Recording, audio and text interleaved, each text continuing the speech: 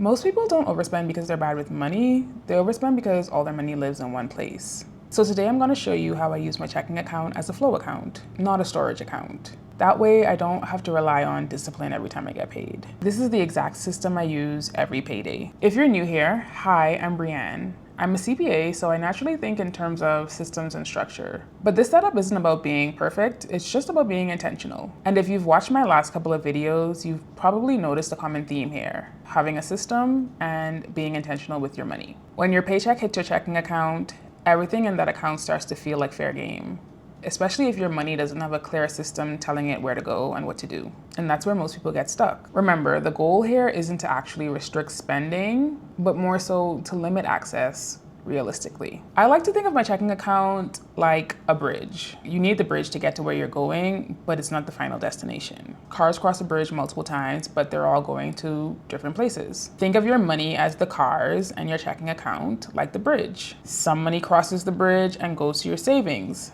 Some goes to investment, some goes to bills, and some might even stay on the bridge temporarily. But the key point is it's passing through. So you might be thinking, okay, Brianne, get to the point.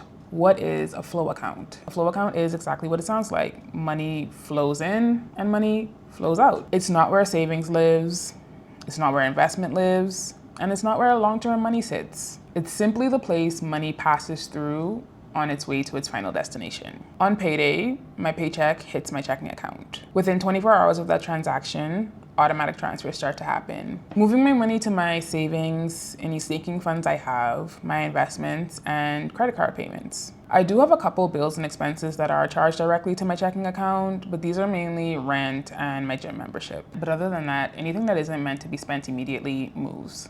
What's left in my checking account is technically spendable, but I like to think of that as a buffer because my spending and fun money is already technically allocated within my budget. So I'm not guessing or doing mental math. I'm literally just following my system. And speaking of buffers, I usually keep a small amount in my checking account, usually around a couple $100s. This is mainly to protect me from timing issues and avoid any overdrafts. And it also just gives me a little bit of breathing room without tempting me to overspend. This system makes my checking account reflect reality. I don't have to guess, I don't have to constantly check my balance, and I don't have to mentally track my money all day. My checking account shows me exactly what's available and nothing more. So to sum it up, my checking account is not my savings account. It's a hallway, not a living room. And in future videos, I'm going to break down exactly where that money flows and why those buckets exist. I hope this video was helpful. If you have any questions, make sure to drop them in the comments or let me know what you'd like me to talk about next time. And don't forget to like and subscribe. I'll see you in the next one.